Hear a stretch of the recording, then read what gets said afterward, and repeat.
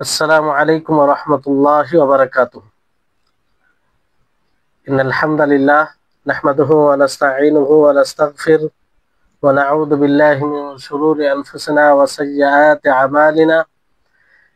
من يهده الله فلا مضل له ومن يضلله فلا هادي له، وأشهد أن لا إله إلا الله وحده لا شريك له، وأشهد أن محمدا عبده ورسوله. أما بعد، رب اشرح لي صدري ويسر لي أمري واحلل عقدة من لساني يفقهوا قولي. رب زدني علما رب زدني علما। সম্মানিত, আজকের ক্লাসে মাকারিমুল আখলাক এর দ্বিতীয় ক্লাসে উপস্থিত সকল দিনী ভাই ও দিনী বোন, সর্বপ্রকারের হামদ, প্রশংসা, গুণগান সেই মহান আল্লাহ তাবারক ওয়া তাআলা নিমিত্তে, যিনি আমাদের সকলকে সুস্থ শরীর দান করেছেন, সাথে সাথে তার ইবাদত উপাসনাকে বুঝার জন্য সুস্থ মস্তিষ্ক দান করেছেন। আর আমরা যাতে তার প্রদত্ত শরীয়তকে বুঝতে পারি এবং তার উপরে অনড় থাকতে পারি, সেই জন্য তিনি রাসূল পাঠিয়েছেন, যে রাসূল দ্বারা আমরা তার প্রকৃত দ্বীনকে বুঝতে সক্ষম হয়েছে। তাই অসংখ্য দরুদ ও সালাম অবতীর্ণ হোক সেই মুহাম্মদ সাল্লাল্লাহু আলাইহি সাল্লামের উপরে, যিনি আমাদের জন্য অক্লান্ত পরিশ্রম করেছেন, ফলে আমরা আল্লাহ তাআলার প্রদত্ত দ্বীনকে বুঝতে পেরেছি কিংবা পেয়েছি। তাই আমরা সকলে বলি আল্লাহুম্মা সাল্লি আলাইহি আল্লাহুম্মা বারিক আলাইহি। সম্মানিত উপস্থিতিগণ, আমরা বিগত ক্লাসে, প্রথম ক্লাসে কিছু বিষয় জেনেছিলাম। তার মধ্যে একটি গুরুত্বপূর্ণ বিষয় ছিল যে আমরা ইলম অর্জন করতে গিয়ে ইলম অর্জনের ক্ষেত্রে কিছু আদব রয়েছে, সেই আদবগুলোর কথা তুলে ধরা হয়েছিল। আশা করি আপনারা শুধু এই ক্লাসে নয়, ইলম অর্জন করতে গিয়ে সেই সব কথাকে খেয়াল রাখবেন, স্মরণে রাখবেন। আর তারপরে পরে শেখ ইবনে উসাইমিন রাহিমাহুল্লাহর সংক্ষিপ্ত জীবনী শুরু করেছিলাম। তার মধ্যে আমরা ওনার শিক্ষা জীবন জেনেছিলাম। শেখের ব্যক্তিগত কিছু জীবন আছে, ব্যক্তিগত তিনার ব্যবহার, আখলাক, সেটা সম্পর্কে আমরা কিছু ধারণা নিতে পারি। তিনি একজন উঁচু মানের আলেম ছিলেন, যোগ্য নির্ভরযোগ্য আলেম ছিলেন। আর শুধু আলেমই ছিলেন না, সাথে সাথে তিনি উন্নত চরিত্রের অধিকারী ছিলেন। ভালো ব্যবহার সম্পূর্ণ লোক ছিলেন তিনি। তিনি অত্যন্ত ধৈর্যশীল, বিনয়ী, নম্র এবং আল্লাহ ভীরু ছিলেন।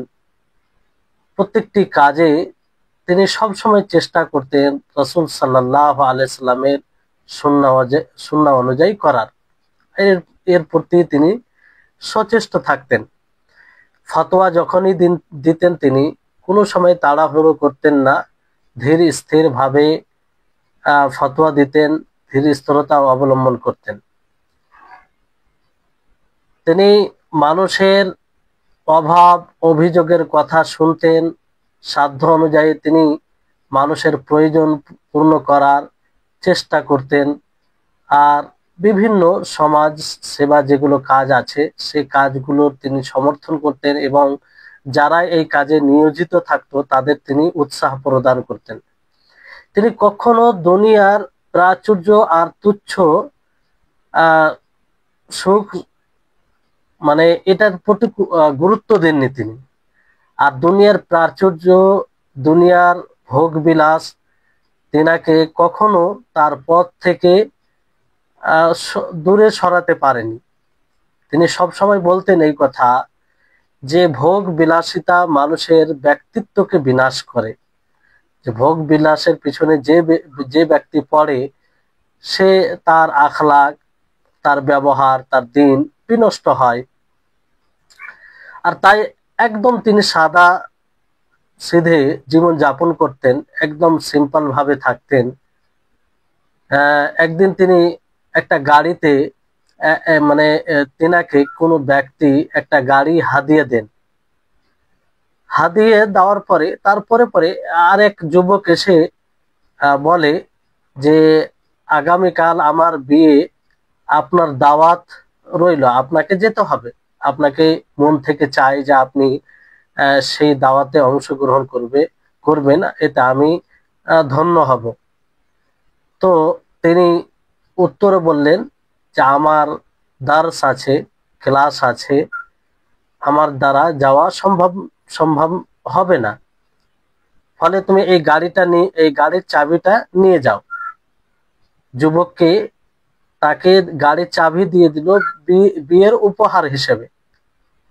তারপর তিনি পূর্বের মতো দার্স শুরু করলেন, কিংবা তিনাকে চাবিটা দিয়ে দিলেন। তো যিনারা উপস্থিত ছিলেন সবাই হতবাক যে এত বড় একটা দামি গাড়ির চাবি একজন যুবক বিয়ের দাওয়াত দিতে আসে, আর দাওয়াত দেওয়া মাত্রই তাকে বললেন যে আমার যাওয়া সম্ভব হবে না। সে বারবার বলতে থাকলো। তো তিনি গাড়ির ওই চাবিটা দিয়ে দিলেন। বড় দামি গাড়ি ছিল, সেটা দামি গাড়ির চাবি ছিল, তাকে হাদিয়া হিসেবে দিয়ে দিলেন। তাহলে চিন্তা করুন যে একজন মানুষ দুনিয়ার ভোগ বিলাস থেকে কতটা দূর থাকলে এটা করতে পারে। তো যারা উপস্থিত ছিল তারা অবাক যে এত বড় একটা জিনিস গিফট দেওয়ার পরেও তিনার মধ্যে কোনো রকম মানে যে একটা আলাদাই পরিবর্তন ঘটবে কিংবা এরকম কিছু ভাববে যে আমি এত বড় একটা কিছু দিয়ে দিলাম, তা নয়। তিনাকে বিয়ের দাওয়াত দিতে এসেছিল, তাকে বলল যে আমার যাওয়া সম্ভব হবে না। তিনি বারবার বলতে থাকলো, সেই ব্যক্তি বারবার বলার পরে তিনি গাড়িটা উপহার হিসেবে তাকে দিয়ে দিলেন। এই ছিল ওনার ব্যবহার। অথচ ওনার নিজস্ব কোনো গাড়ি ছিল না। তিনি ইচ্ছা করলে গাড়িটি রাখতে পারতেন, আর গাড়ির দরকারও ছিল।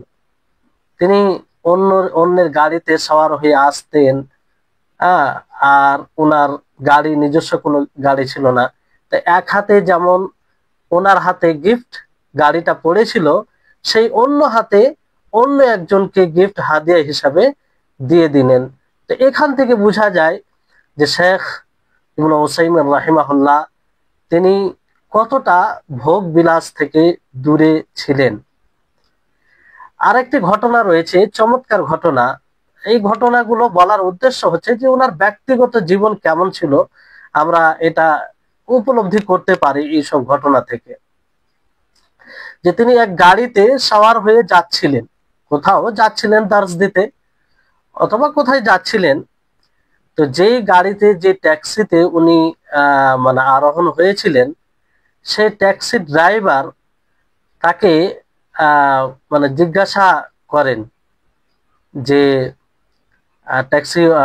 মানে জিজ্ঞাসা করেন যে আপনার পরিচয় কি, আপনার পরিচয় কি, আপনার নাম কি? তো তিনি বলেন যে আমার নাম হচ্ছে মোহাম্মদ বিন সালেহ আল উসাইমিন, মোহাম্মদ বিন সালেহ আল উসাইমিন। তো এই পরিচয় শুনে সেই ড্রাইভার কিন্তু হাসতে আরম্ভ করে, উপহাসের ছলে হাসতে আরম্ভ করে, আর বলেন যে কি বলছেন আপনি, আপনি ইবনে উসাইমিন, আপনি শেখ আল উসাইমিন। আর শেখ আল উসাইমিন তিনি অতি সাধারণ পোশাকে ছিলেন, সাদা সিধে ছিলেন।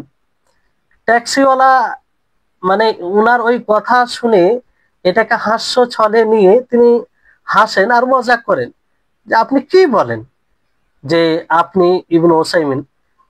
তারপরে তিনি উত্তরে, সেই ট্যাক্সিওয়ালা উত্তরে বলে যে যদি আপনি ইমাম আল উসাইমিন হন, তো সে হাস্য ছলে বলে তাহলে আমি আপনার ওস্তাদ ইমাম ইবনে বাজ। তো সে বিশ্বাসই করতে পারছে না যে ইনি শেখ আল উসাইমিন রাহিমাহুল্লাহ। তো কতটা সিম্পল সাদা সিধা ভাবে জীবন যাপন করতেন, এটা থেকে আপনি অনুভব করতে পারেন। তারপরে ইনি ছাত্র মানে শেখ রাহিমাহুল্লাহ সুলাইমান বিন সালিম আল হানাফি ওনার ছাত্র। তিনি বলেন যে একদিন শেখ হোসেন রাহিমাহুল্লাহ মসজিদের বারান্দায় দার্স দিচ্ছিলেন আর কি, পড়াচ্ছিলেন। তো ছাত্ররা বিভিন্ন শরীয়তের বিষয় নিয়ে তিনাকে প্রশ্ন করছিলেন, আর তিনি সেই বিষয়গুলো, সেই প্রশ্নের উত্তর দিচ্ছিলেন, আলোচনা করছিলেন। এমত অবস্থায় হঠাৎ একটি আলিশান গাড়ি মসজিদের চত্বরে প্রবেশ করে, আর সেই গাড়ির চালক, ড্রাইভার গাড়িটি থামিয়ে নেমে শেখের কাছে আসেন। আসার পরে তিনি তার কানে কানে বলেন যে এক নেতৃস্থানীয় মানে প্রভাবশালী লোক, তিনি এই কারটি, যে আলিশান বড় একটি কার গাড়িতে এসে সেখানে দাঁড়ায়, আর সেই কারটির দিকে তাকে দেখিয়ে আর চাবিটি দিয়ে, মানে চাবিটি হাতে দেখে বলেন যে এটা আপনাকে গিফট হিসেবে অমুক জন দিয়েছেন আপনাকে হাদিয়া হিসাবে, তো আপনি এটি গ্রহণ করুন। তো এই কথা শুনে শেখের কাছে সে গাড়ি চালক ছিল, সে হাত বাড়ালো দেওয়ার জন্য গাড়ির চাবিটি, কিন্তু তিনি নিতে অস্বীকার করেন। তিনি নিষেধ করেন যে না, আমার গাড়ির প্রয়োজন নেই। কিন্তু ড্রাইভার চালক পিড়াপিড়ি করতে লাগলো যে আপনি নেন, আপনাকে দিয়েছে। শেষ পর্যন্ত তিনি চাবিটা নিলেন। নেওয়ার পরে যখন সেই চালক ড্রাইভার চলে গেল, চলে যাওয়ার পরে তার কিছুক্ষণের মধ্যে ছাত্রের মধ্যে মানে কোন এক ছাত্র, যুব ছাত্র আসতে আরম্ভ এলো নবী সাল্লাল্লাহু আলাইহি ইবনে উসাইমিন রাহিমাহুল্লাহর নিকটে। আসার পরে সেই বিয়ের দাওয়াত দেওয়ার জন্য এসে ওনাকে বলতে আরম্ভ করলো যে আমার আজকে বিয়ে সম্পূর্ণ হবে, তো আপনি আজকে আসেন, আপনাকে চাই, আপনি এলে খুব ভালো হবে। তো তিনি বললেন যে আমার যাওয়া সম্ভব না, হবে না, তুমি তোমার বিয়ের কাজ সম্পূর্ণ করো। বিভিন্ন অজুহাত ছিল, দার্সের কারণে তিনি যাওয়া সম্ভব হবে না, এই কথা তিনি বললেন। সে তারপরও যখন সেই ছাত্র বারবার তিনাকে আবদার করতেই থাকেন, তখন যেই গাড়ির চাবিটি তিনাকে হাদিয়া হিসাবে দিয়ে গিয়েছিল সেই চাবিটি তার হাতে দিয়ে দেন, আর বলেন যে যাও, তোমার বিয়েতে আমি যেতে পারছি না, এটা আমার পক্ষ থেকে হাদিয়া হিসাবে রাখো, নিয়ে যাও। তারপর সেই ছেলে গাড়ি চাবি নিয়ে চলে যায়। আর ইবনু উসাইমিন রাহিমাহুল্লাহ যেভাবে পূর্বে দার্স দিচ্ছিল, অনুরূপ ভাবে তিনি দার্স দিতেই থাকেন।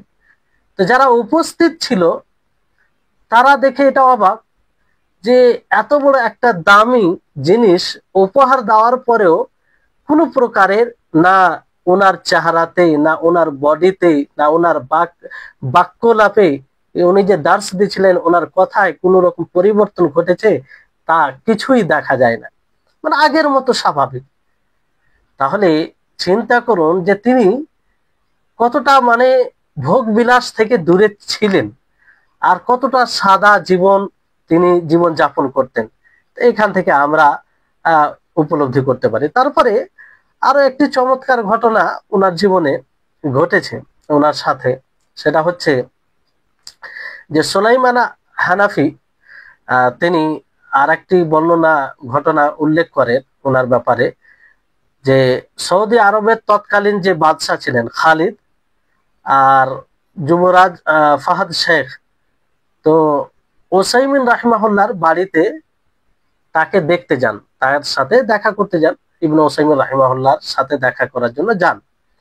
তো ওনার ঘরের অবস্থা দেখে তিনি তাকে একটি নতুন বাড়ি উপহার দেওয়ার ইচ্ছা করলেন এবং তাকে প্রস্তাব দিলেন যে আপনাকে নতুন একটি বাড়ি করে দেব। শেখ ইবনে উসাইমিন রাহিমাহুল্লাহ এর উত্তরে বলেন যে না, আমার বাড়ির প্রয়োজন নেই, আল্লাহ আপনাকে এর উত্তম প্রতিদান দান করুন। তবে তিনি বললেন যে আমি সালেহিয়া উনাইজা শহরের একটি এলাকাতে একটি বাড়ি নির্মাণ করেছি। উনাইজা শহরের একটি এলাকা সালেহিয়া নাম, সেই জায়গাতে আমি একটি বাড়ি নির্মাণ করেছি, ফলে আমার বাড়ির প্রয়োজন নেই।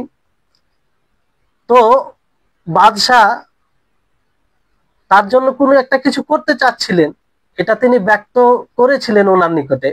ফলে শেখ ইবনু উসাইমিন রাহিমাহুল্লাহ তিনি বললেন, যদি আপনি কিছু করতে চান তাহলে আমার ছাত্রদের জন্য আপনি একটি তাদের বসবাস করার জন্য একটি বিল্ডিং তৈরি করে দেন, কারণ তারা মসজিদে থাকছে, মসজিদে থাকা তাদের জন্য কষ্টকর হচ্ছে, তারা খুব কষ্টে আছে।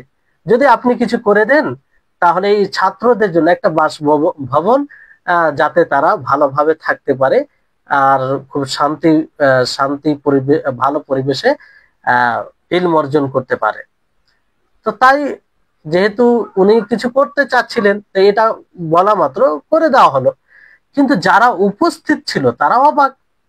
যখন সেই বাদশাহ তিনি চলে গেলেন, চলে যাওয়ার পরে উপস্থিত ছাত্ররা জিজ্ঞাসা করলেন যে, শেখ, আমরা তো জানতাম আপনার কোনো বাড়ি নেই, তা আপনি সালেহিয়াত নামক জায়গাতে কখন বাড়ি নির্মাণ করলেন? কখন আপনি বাড়ি করলেন? আপনার বাড়ি তো যেটা আমরা দেখছি সেটাই বাড়ি জানি। তো তিনি উত্তরে বলেন যে, তোমরা কি জানো না সালেহিয়াতে একটি কবরস্থান আছে? তারা বলল, জি হ্যাঁ, সেখানে তো কবরস্থান আছে। তিনি বললেন যে, আমি সেখানেই আমার পরকালের বাড়ি নির্মাণ করেছি। আল্লাহু আকবার। যেমন জ্ঞান ছিল, তেমন আল্লাহর তাকওয়া এবং আল্লাহর ভয়ভীতিতে তিনার হৃদয় পরিপূর্ণ ছিল। এই জন্য উনাদের ইলমে জ্ঞানে বারাকা এসেছে। সামান্য কটা বয়স পেয়েছিলেন, সে বয়সে এতটা খেদমাত করে গিয়েছেন যে কোনো এমন আলেম বলতে পারবে না যে ওনার নাম জানি না কিংবা ওনার বই দ্বারা আমরা উপকৃত হই না। যদি বলে যে জানি না, তাহলে সে মূলত ইলমের জগতে নেই, ইলমের জগতে নেই। এরকম তিনি ব্যক্তিত্ব ছিলেন। তারপর ওনার অনেকগুলো ঘটনা আছে, তার মধ্যে আমরা সরাসরি কোন এক শেখের মুখ থেকে শুনেছিলাম যে উনি দার্স দিতেন। তো ওনার নিয়ম ছিল দার্স দিতে দিতে জিজ্ঞাসা করত, মানে মানুষের অ্যাটেনশনকে, ওনার যে ছাত্ররা ছিল তাদের অ্যাটেনশন যেন সবসময় তার দিকে থাকে, তার দিকে মনোযোগী থাকে।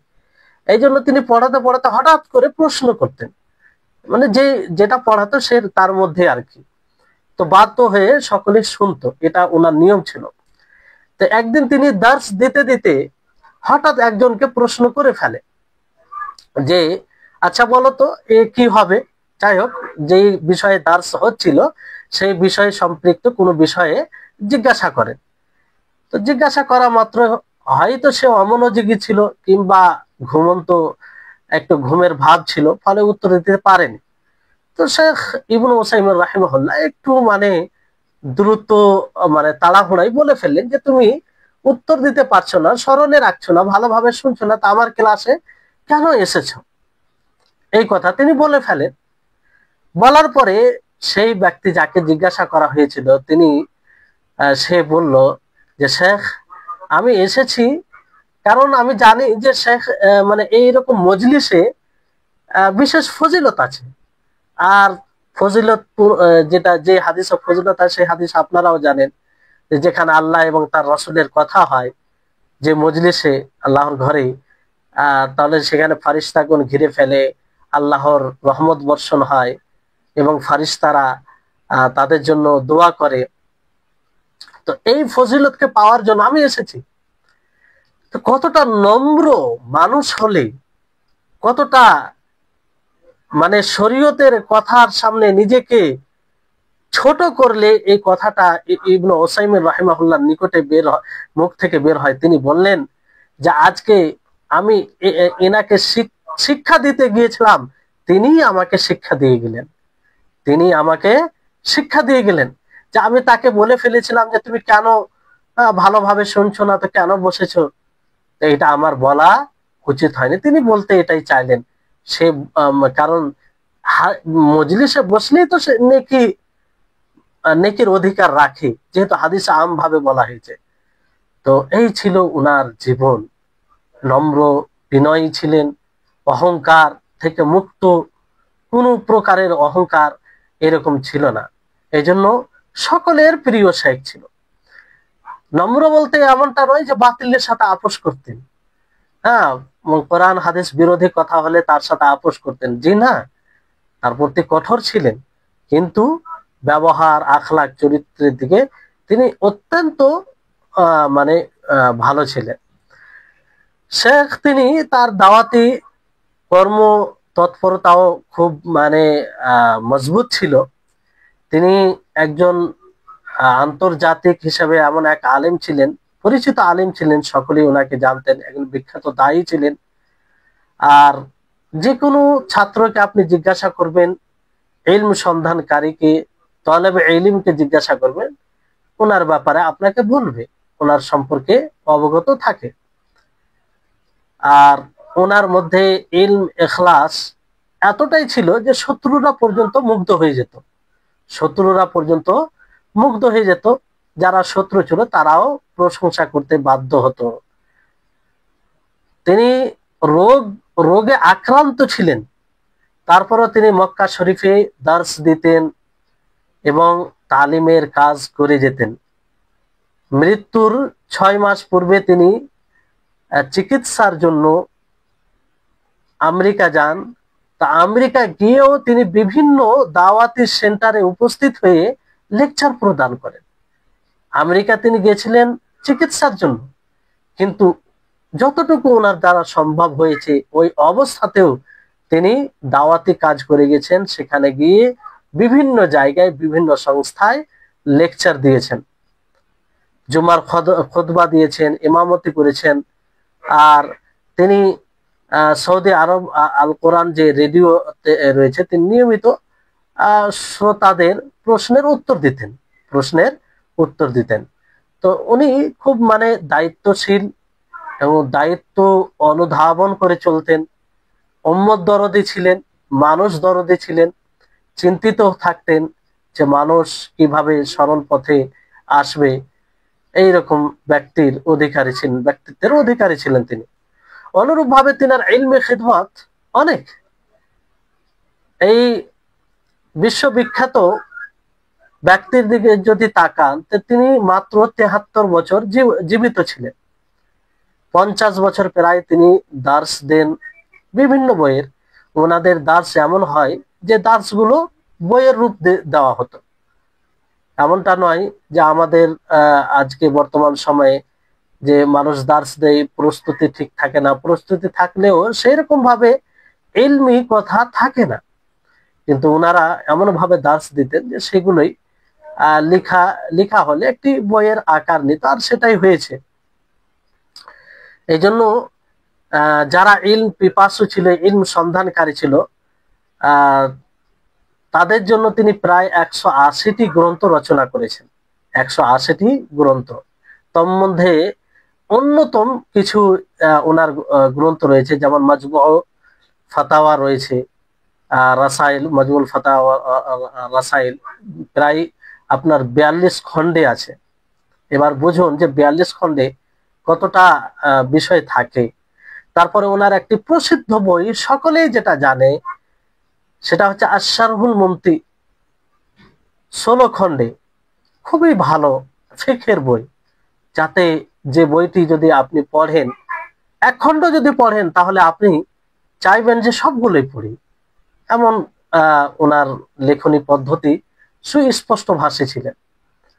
তারপরে আল কাউলুল মুফিদ আলা কিতাবুত তাওহীদ, কিতাবুত তাওহীদের ভাষ্যকার হিসেবে তিনি আল কাউলুল মুফিদ লিখেন, যেটা খুবই মানে লাভদায়ক।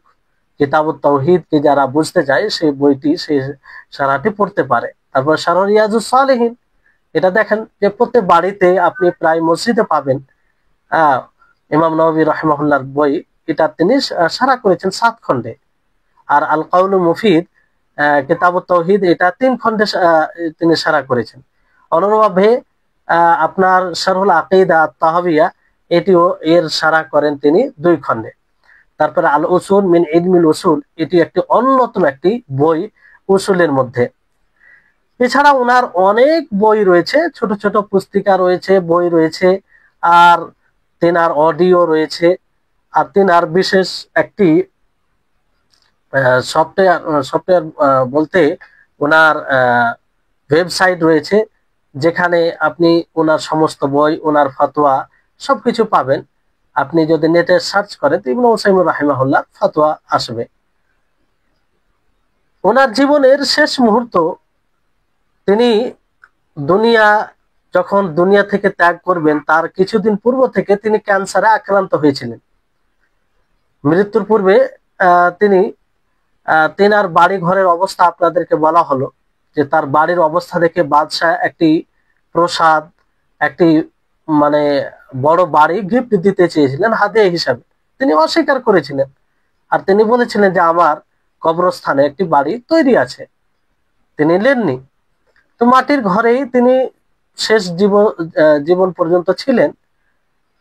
বাদশার ইচ্ছা থাকা সত্ত্বেও তিনি সেটা গ্রহণ করেননি, বরং অন্যদের জন্য, ছাত্রদের জন্য তিনি একটি বাসভবন চেয়েছিলেন। জীবনের শেষ সময়ে তিনি অনেক কষ্ট করেছেন, ক্যান্সারে আক্রান্ত ছিলেন, ফলে তিনি আমেরিকা চিকিৎসার জন্য যান। সেখানকার ডাক্তাররা, যারা চিকিৎসক ছিল, তারা বলেছিল যে থেরাপি যদি দেওয়া হয় তাহলে ভালো হওয়ার চান্স আছে, তবে এই থেরাপি যদি দেওয়া হয় তো মাথার চুল ও দাড়ি সবগুলো উঠে যাবে, মাথার চুল দাড়ি সবগুলো উঠে যাবে, কিছুই থাকবে না। তো শেখ ইবনে উসাইমিন রাহিমাহুল্লাহ তিনি এই থেরাপি নেওয়া থেকে নিজেকে বিরত রাখলেন। তিনি বললেন যে আমি চাই না যে আল্লাহর সাথে সাক্ষাৎ দাড়ি ছাড়া, দাড়ি বিহীন অবস্থায় আমি আল্লাহর সাথে সাক্ষাৎ করব। তো এই জন্য তিনি থেরাপি না নিয়ে সৌদি আরবে তিনি ফিরে আসেন, নিজ দেশে ফিরে আসেন। এইভাবে তিনি মানুষকে উপকৃত করতে থাকেন, আর তিনি ইসলামের খেদমত আঞ্জাম দিয়ে থাকেন। শেষ পর্যায়ে তিনার মৃত্যু হয় 1421 হিজরি শাওয়াল মাসের 15 তারিখ, মাগরিবের নামাজের সামান্য পূর্বে তিনি ইন্তেকাল করেন।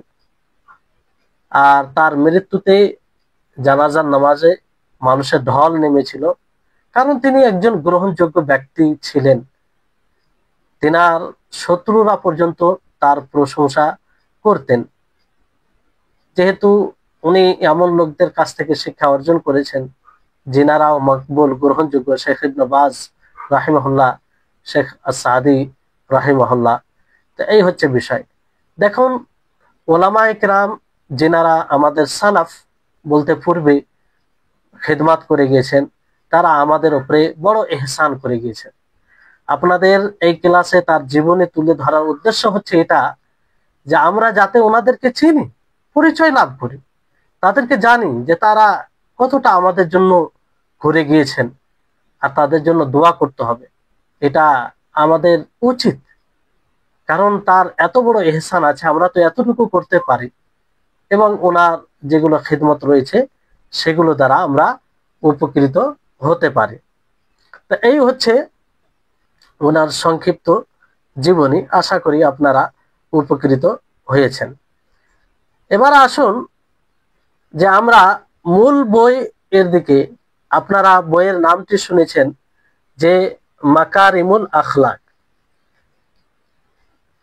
এর লেখক হচ্ছে ইবনে উসাইমিন রাহিমাহুল্লাহ, যিনার নাম আপনারা শুনেছেন।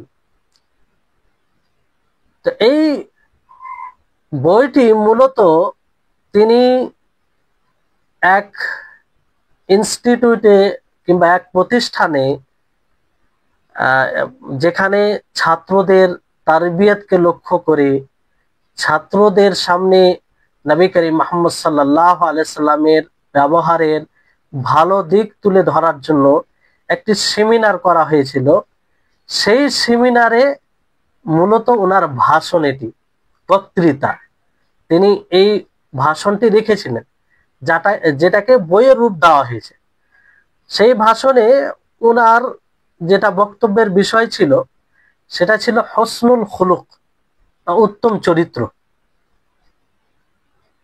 মহাজারা ছিল, লেকচার ছিল, ভাষণ ছিল, আর সেই ভাষণ, সেই লেকচারের বিষয় ছিল যে হসনুল খুলুক, উত্তম চরিত্র। আর তারপরে পরে এটা শেখ খালিদ মুস্তাফা সালিম আবু সালেহ উনার তত্ত্বাবধানে মাকারিমুল আখলাক নামে প্রচার করা হয়। এই ভাষণটি মাকারিমুল আখলাক নামে প্রচার করা হয়।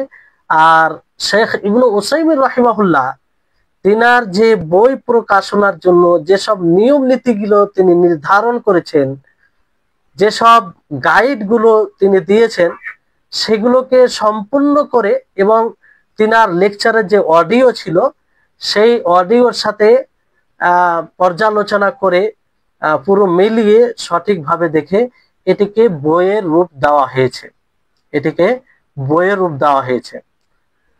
আর যিনার তত্ত্বাবধানে হয়েছে, আল্লাহর কাছে দোয়া করেছেন যে আল্লাহ যেন এই কাজ দ্বারা মানুষকে উপকৃত করায়, এটা যেন মানুষের জন্য উপকারী হয় আর এটা গ্রহণযোগ্য, এটা গ্রহণযোগ্য। তো এখান থেকে আপনি চিন্তা করতে পারেন যে একটি ভাষণ তাকে বইয়ের রূপ দিয়ে যে যে বইটি এত সুন্দর হয়ে উঠেছে, যে বই দ্বারা মানুষ অনেক উপকৃত হচ্ছে, আপনারা ইনশাআল্লাহ বুঝতে পারবেন যে ছোটি বই, কিন্তু এই বইয়ের মধ্যে আখলাক, ব্যবহার সমস্ত দিক তুলে ধরেছেন উনি, সংক্ষিপ্তভাবে সমস্ত দিক তুলে ধরেছে। আমরা মূলত আখলাককে কিছু জিনিসের সাথে সীমিত ভাবে, চরিত্রকে কিছু জিনিসের সাথে যদি আমাদের ভালো হয় তাহলে আমরা ভালো চরিত্রের অধিকারী, তা নয়। আপনারা এই বইটি পড়ে ইনশাআল্লাহ বুঝতে পারবেন। দেখেন, আমরা যে তাওহীদ, আল্লাহ তাবারক ওয়া তাআলার একত্ববাদ কে আল্লাহ তাআলার একত্ববাদে বিশ্বাসী আমরা ঈমানদার, সেটার বহিঃপ্রকাশ কি জানেন? এই উত্তম চরিত্র, সেটার বহিঃপ্রকাশ। হৃদয় থেকে তো আমরা আল্লাহ তাআলাকে এক অদ্বিতীয় মানি, রাসূলের ব্যাপারে সুধারণা কিংবা সঠিক ধারণা যেটা ইসলাম আমাদেরকে দিয়েছে সেই ধারণাটা আমরা রাখি, তার ফারিস্তাগণের ব্যাপারে, তার আসমানি কিতাব সমূহের ব্যাপারে এবং আখিরাতের ব্যাপারে, শেষ দিবসের ব্যাপারে, তারপরে ভালো মন্দ ভাগ্যের ব্যাপারে, এই যে মৌলিক বিষয়গুলো রয়েছে, তো সেই মৌলিক বিষয়ে যে আমরা সঠিক না বেঠিক তার বহিঃপ্রকাশ হচ্ছে আখলাক, তার বহিঃপ্রকাশ হচ্ছে কি ব্যবহার। তো ব্যবহার বলতে এই ব্যবহার সমস্ত জিনিসকে অন্তর্ভুক্ত করে। তো যাই হোক, আমরা আল্লাহ তাআলার কাছে দোয়া করব যে আল্লাহ যেন আমাদের সকলকে এই বইয়ের পড়ার যে আমরা পদক্ষেপ নিয়েছি কিংবা শুরু করেছি, এটা যেন আমাদের জন্য আল্লাহ তাআলা কবুল করেন, আর আমরা সকলেই যাতে খালিস নিয়তের সাথে এটাকে পড়তে পারি। আর আমরা সকলে এই নিয়তে পড়ব যে উত্তম চরিত্রের ব্যাপারে যা কিছু আমরা জানতে পারবো সেটা নিজের জীবনে বাস্তবায়ন করব। এই জন্য আপনাদেরকে প্রথমেই বলেছি যে ইলম অর্জন করতে হলে ইখলাস নিয়ে আসতে হবে। ইখলাসের মানে এটাই যে আমি যা জানবো তার উপরে আমল করব, সেটা দ্বারা আগে নিজে উপকৃত হব।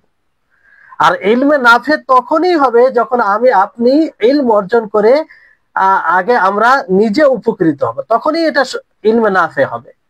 আর যদি এটা ভাবেন যে না আমি শুধু জানবো এই কারণে যে অন্যদেরকে বলবো, সমাজে আমি প্রচার করব, সমাজে মানুষকে বুঝাবো, লেকচার দেব, বড় বক্তা হব, তাহলে এই ধরনের ইলম ধ্বংসাত্মক ইলম হবে, যেটা বিপদ ছাড়া আর কিছু নয়। তো আল্লাহ তাআলা যেন আমাদের জন্য এটা উপকৃত করেন। আর সকলে আমরা শেখের জন্য দোয়া করব যে শেখ আমাদের পক্ষ থেকে, ইসলাম ও মুসলিম সকলের পক্ষ থেকে যেন শেখকে উত্তম জাযা দান করেন এবং তেনার মর্যাদাকে হেদায়েত প্রাপ্তদের মধ্যে সমুন্নত করেন, তেনাকে প্রশস্ত জান্নাতে প্রবেশ করান, কারণ তিনি কবুল করেন, তিনি নিকট। আর এর জন্য আমরা সর্বপ্রকারের প্রশংসা সেই মহান আল্লাহ তাআলার জন্য করব, কারণ তিনি এই মহৎ কাজের তিনাকে তৌফিক দিয়েছেন এবং তিনি এটাকে গ্রহণ করেছেন বলেই আমাদের পর্যন্ত পৌঁছেছে। আর আমরাও তার তৌফিকেই তার এই বইটি পড়ার তৌফিক পেয়েছি। আল্লাহ তাআলা যেন যেন আমাদের সকলকেই পড়ার পরে নিজের জীবনে বাস্তবায়ন করার তৌফিক দান করেন। তারপরে শেখের মূল বই শুরু হচ্ছে।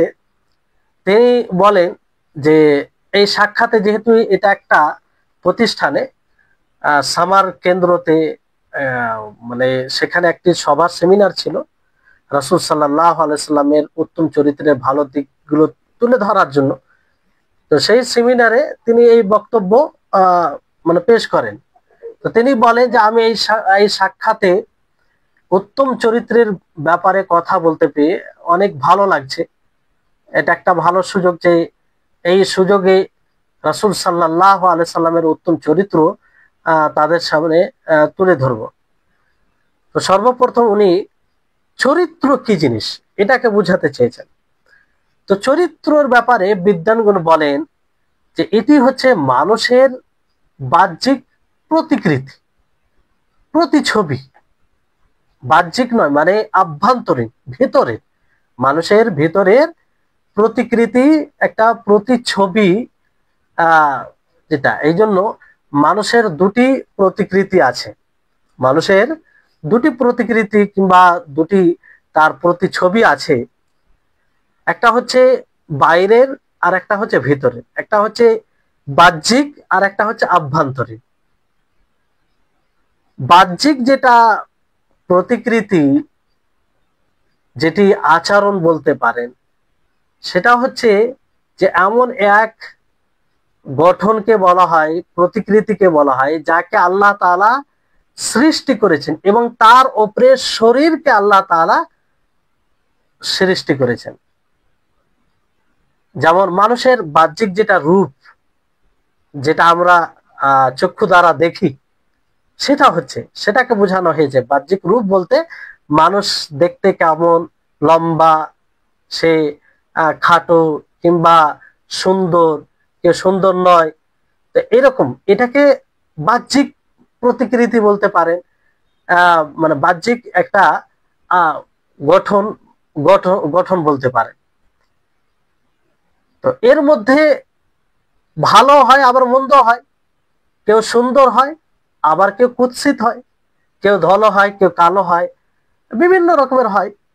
আবার কেউ মাঝামাঝি হয়, যে ভালো হয় না মন্দ হয় না, এর মাঝামাঝি হয়। এটা বাহ্যিক যেটা রূপ, সেই ব্যাপার আপনাদেরকে বলা হবে। কিন্তু একটি হচ্ছে আভ্যন্তরীণ রূপ, আভ্যন্তরীণ রূপ, ভিতরের রূপ, ভিতরের প্রতিকৃতি। এটারও দুই ভাগ আছে। যে আভ্যন্তরীণ রূপ, এটা আবার ভালো হয় আর মন্দ হয়, কিন্তু এই রূপকে আমরা সমাজে অন্য নামে জানি। এই রূপকে আমরা সমাজে চরিত্র দিয়ে ব্যাখ্যা করি, আচরণ দিয়ে ব্যাখ্যা করি, নৈতিকতা দিয়ে ব্যাখ্যা করি, আদর্শ দিয়ে ব্যাখ্যা করি, যাকে আমরা নৈতিক, চরিত্র, ব্যবহার, আচরণ, এগুলো শব্দ দিয়ে আমরা ব্যক্ত করে থাকি। এই আভ্যন্তরীণ যেটা রূপ, সেটাকে কারো আচরণ ভালো হয় আবার কারো আচরণ ভালো হয় না। তো আভ্যন্তরীণ যেটা রূপ আছে, আচরণ, নৈতিকতা, ভালো চরিত্র, এটার উপরে আল্লাহ তাবারক ওয়া তাআলা মানুষকে সৃষ্টি করেছেন। দুটোর মধ্যে একটা হবে। এখানে প্রশ্নটা জাগছে যে এই আখলাক, চরিত্র, ব্যবহার, নৈতিকতা, আদর্শ, এটা কি জন্মগতভাবে হয় না অর্জন করতে হয়? এটা জন্মগত হয় না অর্জন করতে হয়? তো এর উত্তর কি? এর উত্তর হচ্ছে যে এটা কিছু আখলাক, কিছু ব্যবহার, কিছু নৈতিকতা জন্মগত হয়, আবার কিছু অর্জিত হয়, অর্জন করতে হয়। এটা কোনো সন্দেহ নেই, অর্জন করে নিতে হয়।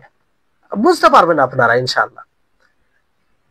তো যেমন জন্মগত কিছু মানুষ ভালো চরিত্রের অধিকারী হয়, অনুরূপভাবে কিছু মানুষ ভালো চরিত্রের দিকগুলো অর্জন করে, অনুশীলন করে। এই জন্য দেখবেন যে কোনো মানুষকে সমাজে দেখবেন যে এরকম অনেক মানুষ আছে যে জন্মগত ভালো, জন্মগত সহনশীল, জন্মগত দানশীল, জন্মগত পরোপকারী, জন্মগত একদম ভদ্র, এরকম অনেক মানুষ আছে দেখবেন। বুঝতে পারলেন? তো এটা জন্মগত। আর অনুরূপ ভাবে কেউ জন্মগত তো হয় না, কিন্তু অনুশীলন করে, পরিশ্রম করে, মুজাহাদা করে নিজেকে ভালো চরিত্রের অধিকারী করে, ভালো গুণগুলো মানে অর্জন করে, এইভাবে সে নিজেকে উত্তম চরিত্রের অধিকারী বানায়।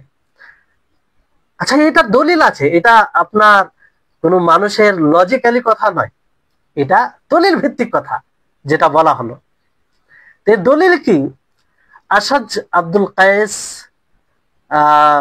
আসাদ আব্দুল কায়েসকে আল্লাহ নবী বলেন যে ইন্না ফিকা খুল্লাতাইনি ইউহিব্বুহুমুল্লাহ আল হিলমু আল আনাত, যে তোমার মধ্যে দুটি খাসলাত, দুটি বৈশিষ্ট্য আছে, যে দুটি বৈশিষ্ট্যকে আল্লাহ তাআলা ভালোবাসেন। এটা সহনশীলতা, ধৈর্যশীল। তো সে ব্যক্তি বলে, ইয়া রাসূলুল্লাহ, হে আল্লাহর রাসূল, আনা আতাখাল্লাকু বিহিমা আমিল্লাহু জাবালানি আলাইহিমা, যে হে আল্লাহর রাসূল, আমি কি সেই দুটি বৈশিষ্ট্যে, সেই দুটি গুণে নিজে গুণান্বিত হয়েছি, অর্থাৎ অনুশীলন করে, পরিশ্রম করে আমি এই গুণের অধিকারী হয়েছি, না আল্লাহ তাআলা আমাকে এর উপরে সৃষ্টি করেছেন? তো নবী করিম মুহাম্মদ সাল্লাল্লাহু আলাইহি সাল্লাম বলেন যে বালিল্লাহু জাবালাকা আলাইহিমা, না, বরং আল্লাহ তাআলা তোমাকে এই দুটি বৈশিষ্ট্যের উপরে, দুটি গুণের উপরে সৃষ্টি করেছেন। স্বভাবগত তোমাকে এই দুটি গুণ আল্লাহ তাআলা দান করেছেন। তখন সেই সাহাবী বললেন, আলহামদুলিল্লাহিল্লাযী জাবালানি আলা খুল্লাতাইনি ইউহিব্বুহুমুল্লাহ ওয়া রাসূলুহু আল্লাহু ওয়া রাসূলুহু, যে সর্বপ্রকার হামদ প্রশংসা সেই আল্লাহ তাআলার জন্য, যিনি আমাকে এই দুটি গুণের উপরে সৃষ্টি করেছেন, যে দুটি গুণকে আল্লাহ তাবারক ওয়া তাআলা ভালোবাসেন এবং তার রাসূল ভালোবাসেন। তাহলে এটা দলিল, এটা এই কথার উপরে প্রতীয়মান যে অনেক ভালো চরিত্রের দিক আছে যেগুলো জন্মগত, যেগুলো অভ্যাসগত, স্বভাবগত, স্বভাবগত। অনুরূপ ভাবে মানুষ অর্জন করে ভালো চরিত্র অধিকারী হয়, দুটোই হয়। তবে মনে রাখবেন, যেটা জন্মগত ভালো চরিত্রের দিক রয়েছে, জন্মগত ভালো চরিত্রে কেউ গুণ পায়, জন্মগত কেউ যদি ভালো চরিত্রের অধিকারী হয়, তাহলে সে উত্তম হবে যে অনুশীলন করে, অর্জন করে ভালো চরিত্রের অধিকারী হয়েছে, তার চেয়ে উত্তম হবে, তার চেয়ে উত্তম হবে। কেমন করে? আপনারা বলবেন যে একজন পরিশ্রম করে ভালো চরিত্রের অধিকারী হচ্ছে, অনুশীলন করে ভালো চরিত্রের অধিকারী হচ্ছে, তার চেয়ে যে জন্মগত হবে, যার কোনো পরিশ্রম নাই, যার কোনো কষ্ট নেই, সে কি করে বেশি উত্তম হবে? জি হ্যাঁ, সে উত্তম বেশি হবে। এটা আল্লাহ তাআলার ফজল, আল্লাহ তাআলার অনুগ্রহ, এটা আল্লাহ তাআলার ইহসান। কেন উত্তম হবে? কারণ যে জন্মগত ভালো চরিত্র অধিকারী হয়, এটা তার মিজাজে পরিণত হয়ে যায়, এটা তার স্বভাবে পরিণত হয়ে যায়, এটা সে সব সময় করে। এর জন্য তাকে বিশেষভাবে কোনো অনুশীলন করার প্রয়োজন পড়ে না, বিশেষভাবে কোনো কষ্টের সম্মুখীন হতে হয় না, বিশেষভাবে মনোযোগী হতে হয় না। স্বাভাবিকভাবে সে অটোমেটিক ভাবে যে গুণটা জন্মগত ভাবে পায় সেটা সে করে। বুঝতে পারলেন? এটা আল্লাহ তাআলার ফজল, এটা আল্লাহ তাআলার অনুগ্রহ। আর যে ব্যক্তি এই থেকে মানে বঞ্চিত হবে, এই থেকে বঞ্চিত হবে, সে অর্জন করে এটা মানে গ্রহণ করতে পারে, পরিশ্রম করে এটা অর্জন করতে পারে, এটা সম্ভব। অনুশীলন করে, ধ্যান দিয়ে, কোরআন হাদিস পড়ে, অধ্যয়ন করে, যেগুলো ভালো গুণ সেগুলোকে নিজের মধ্যে নিয়ে আসার প্রচেষ্টা করে, এইভাবে সে ভালো চরিত্রের অধিকারী হতে পারে। তাহলে এই হচ্ছে বিষয়। আজকে এই পর্যন্ত থাক, সময় হয়ে গেছে।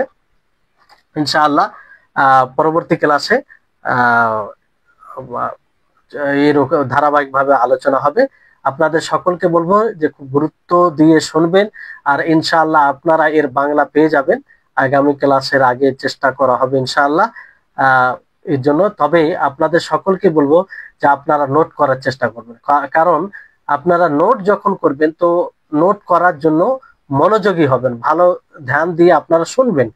আর অবশ্যই আপনারা আগ্রহী আছেন বলেই এই ক্লাসে এই কোর্সে আপনারা জয়েন হয়েছেন, এটা আপনার এটা দলিল একটা, কারণ এখানে কোনো চাপ নাই, আপনারা নিজে আগ্রহী হয়ে ধাবিত হয়েছেন, ফলে আশা করি এই ইলমে বারাকা হবে।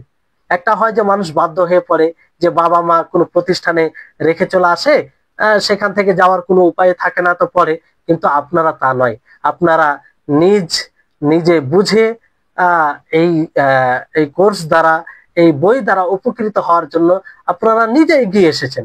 তো আপনাদের প্রচেষ্টাতে আশা করি সততা আছে, এজন্য বারাকা হবে। এই আরেকটু যদি আপনারা সচেতন হন, একটু ভালো কথা যেটা আপনার জন্য গুরুত্বপূর্ণ মনে হবে সেটা নোট করবেন, ইনশাআল্লাহ যেটা শুনবেন, যা অর্জন করবেন, এটা আপনার জীবনে উপকার আসবে, আর ইলমে নাফে এটা ইলমে নাফে উপকারী জ্ঞানে পরিণত হবে। আজকে এখানেই শেষ করলাম। আল্লাহ তাবারক ওয়া তাআলা আমাদের সকলকে যেন ভালো চরিত্রের অধিকারী হওয়ার তৌফিক দান করেন। ওয়া আখির দাওয়ানা আনিল হামদুলিল্লাহি রাব্বিল আলামিন। আসসালামু আলাইকুম ওয়া রাহমাতুল্লাহি ওয়া বারাকাতুহু।